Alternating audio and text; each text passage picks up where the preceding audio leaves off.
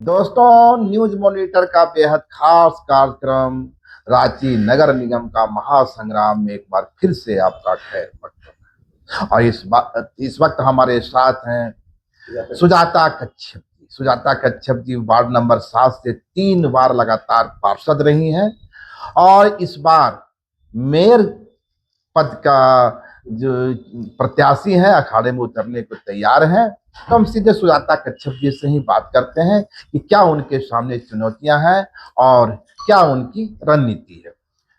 सुजाता जी, आपको बहुत बहुत जोहार। जोहार। आप अखाड़े में उतरने को तैयार हैं और आपके सामने संभावित रूप से भाजपा समर्थित उम्मीदवार रोशनी खलको होंगी। रमा खलको को कांग्रेस ने अपना प्रत्याशी बनाने की घोषणा कर दी है और इधर जेएमएम की ओर से कई नामों को लेकर उलझन है। शायद संभावित रूप से वहां से भी एक मजबूत चेहरा दिया जाएगा। इस हालत में आप अपने को कहां पाए? सबसे पहले तो सभी जनता को नमस्कार। इस बार मैं रांची मेयर के लिए कैंडिडेट के रूप में खड़ी हूँ। मैं अपनी तुलना किसी से नहीं करती। हर आदमी का अपना एक क्वालिटी होता है।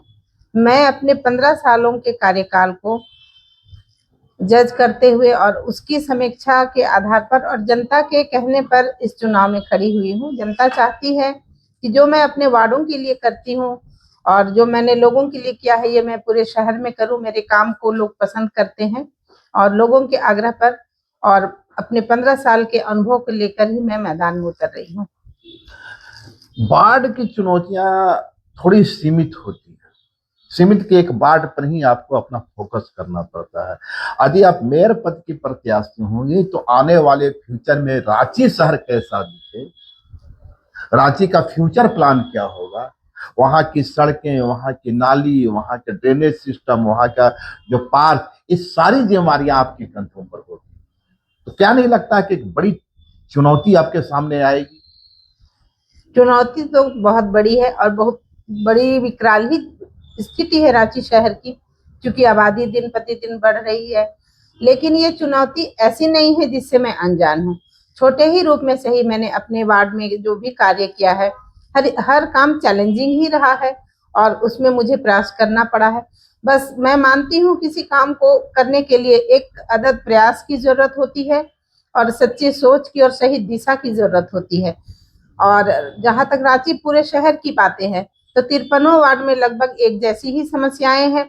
शहर में भी वही समस्या है। अगर हम वार्डों की देखें तो वार्डों में भी नाली की समस्या है और अगर हम मेन रोड की बात करें तो मेन रोड का नाली जाम होता है तो वहां भी वही पानी और जल जमाव की स्थिति बारिशों में होती है।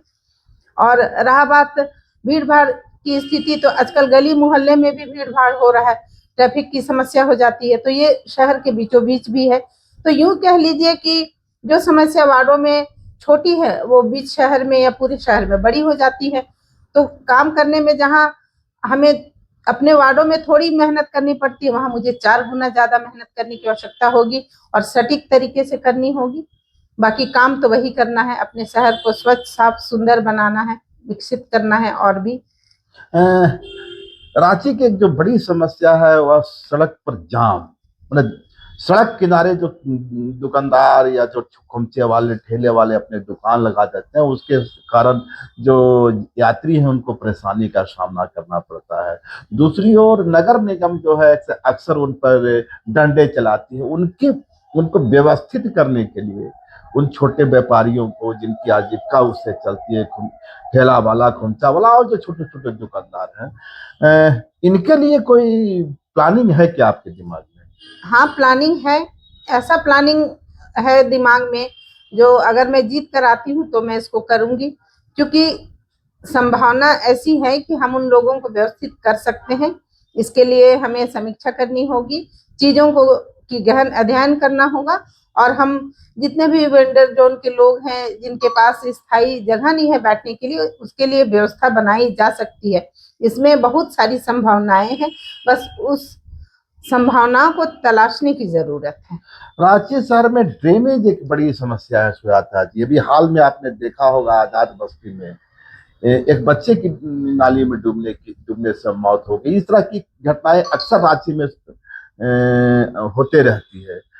तो 25 वर्षों के झारखंड में भी नाली की समस्या रांची जैसे शहर में व्यवस्थित नहीं हो पाई।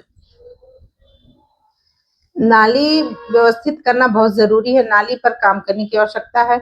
और टोले मोहल्ले में जो नालियां हैं उसकी नियमित सफाई होनी चाहिए, प्लस जो खुले नाले हैं उसको ढकना चाहिए।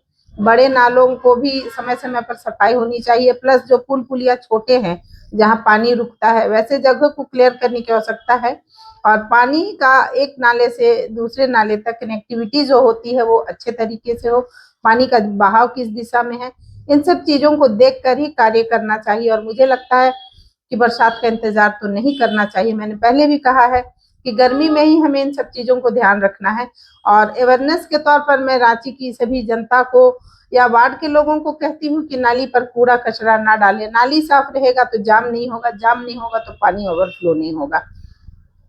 तो बस यही सब कुछ चीजें हैं जिसको लेके आप सवाल आपसे जानना चाहेंगे सुजाता जी। रांची में अक्सर अतिक्रमण की चपेट में वह परिवार आता है या उस समाज के लोग आते हैं जो रांची के या झारखंड के खाटी बासिंदे हैं, जो 1932 के खतियानदारी हैं, बावजूद इनके उनके पास जमीन नहीं है, जमीन का एक टुकड़ा नहीं है, वो गैरमजरूआ जमीन सरकारी जमीन पर बसते रहते हैं और 50 वर्षों से 60 वर्षों से बसे हुए हैं।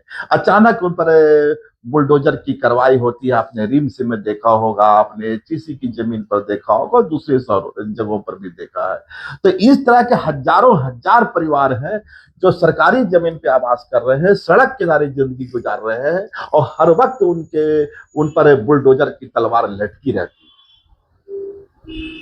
ये सही बात है आपने कहा। जब बिहार के समय में जब यहाँ रांची शहर डेवलप हुआ, जैसे छीसी बना, तब जो भी नियमावली के तहत स्थापित किया गया या जमीन लिया गया, उस वक्त की जो शर्तें हैं समय पर सरकार जो भी सरकार आई या बिहार सरकार के टाइम में ही कहीं तो कुछ त्रुटि रही है। उसी तरह 52 में पशुपालन विभाग और 70 में डीपटोली कैंट बसा। मैं भी विस्थापित परिवार से हूँ, तो चूंकि हमारे पास बहुत ज्यादा जमीन थी तो हमारी बची हुई है, तो इसलिए हमारा घर है। लेकिन जिनके पास कम जमीनें थी और पूरी चली गई, वो बेघर हो गया, तो इसमें सरकार की गलती है। उन्हें देखना चाहिए था कि अगर किसी के खतियान में 3 एकड़ जमीन है और आप पूरा ले रहे हैं तो वो कहाँ जाएगा। तो कहीं ना कहीं बंदोबस्ती करके उस इंसान को, उस फैमिली को जमीन देना चाहिए था। बाहर से आते हैं लोग, बंदोबस्ती के नाम पर बड़ी बड़ी जमीनें चली जाती हैं। मुझे लगता है यहाँ के मूलवासी जो खतिहानधारी है, जिसका खतिहानी जमीन आप ले चुके हैं, उनको वैसे जमीन पे बसाना चाहिए। तो इस और मुझे लगता है हमारी सरकार को और स्थानीय सभी विभाग को इस पर ध्यान देना चाहिए। और रहा बात नगर निगम का, तो वो कोर्ट का पालन करती है, इसीलिए तुरंत में उजाड़ देती है। लेकिन कोर्ट की जो भी कार्रवाई होती है, मुझे लगता है पेपर में इसको देना चाहिए कि इसमें अभी कोर्ट में केस चल रहा है या ऐसा स्थिति है, संभावना है कि इस एरिया को खाली करा दिया जाएगा 2 महीने बाद या 4 महीने बाद। तो खबर आदमी पढ़ के भी जानता है, सुनी सुनाई बात भी लोगों के दिमाग में बैठता है कि हमें खाली कराया जाएगा, तो लोग थोड़ा तैयारी कर पाते हैं। लेकिन सडनली खाली कराना ये कहीं से मानवता के रूप में उचित नहीं है। मैं तो इसका खंडन ही करूंगा, मुझे बिल्कुल पसंद नहीं है। लेकिन ऐसे परिवारों को जो एक आपके ब्लड हैं, झारखंड के 1932 के खतिहानधारी हैं, जिनकी जमीनें गई है और आज वो बेघर है, ऐसे हजारों हजार परिवार है। उन परिवारों को सुजाता कच्छप क्या आश्वासन देंगे, क्या संदेश देंगे? पहले तो मैं जो महसूस करती हूँ, मैंने अभी आपसे कहा कि उनको बसाने का काम करना चाहिए। जो खतिहानी है, जिनका खतिहानी जमीन सरकार ने लिया, तो उन्हें जीएम लैंड में बसाना चाहिए। उस जीएम लैंड में एक डीड के रूप में उन्हें कुछ 2 कट्ठा 5 कट्ठा जैसा जमीन सरकार अपना जो पॉलिसी बनाए उसके तहत उनको वहां जमीन दे के बसाना चाहिए। और उनका जो खतिहान है वो एक प्रूफ के तौर पर रहे कि ये यहाँ के खतिहानी निवासी हैं, और जो जमीन सरकार उसको अधिग्रहण के बदले में दी है वो उसमें अटैच रहे, ताकि वो माने बाहरी ना कहलाए या अपने आप को ठगा हुआ महसूस ना करें। तो इस दिशा में काम करने की आवश्यकता है। कब हो रहा है आपका नामांकन? मैं कल नामांकन करूंगी। तो काफी ढोल नगाड़े होंगे, समर्थकों की झुंड होगी। समर्थक होंगे, लेकिन वैसा ढोल नगाड़ा या ऐसा कुछ नहीं है। बस समर्थकों के साथ जाऊंगी। सबकी इच्छा है कि वो मुझे मेरे जितने लोग हैं साथ जाना चाहते हैं उन्हें लेकर जाऊंगी। अब तक जो लोगों से आप मिल रही हैं, संवाद कर रही हैं, तो क्या रिस्पॉन्स है, कैसा लग रहा है? जनता का प्यार उस वक्त में मिल रहा है? जनता का प्यार और आशीर्वाद मुझे भरपूर मिल रहा है और उम्मीद है आगे भी मिलेगा। ये वार्ड नंबर जो 7 खाली कर रही हैं आप तो इसके लेकर तो जनता में एक बेचैनी होगी। वो सुजाता कच्छप जो 3 बार से हमारा नेतृत्व कर रहे, हमारे दुख सुख में शामिल थी, अब वे तो अनाथ की स्थिति पा रहे होंगे अपने को।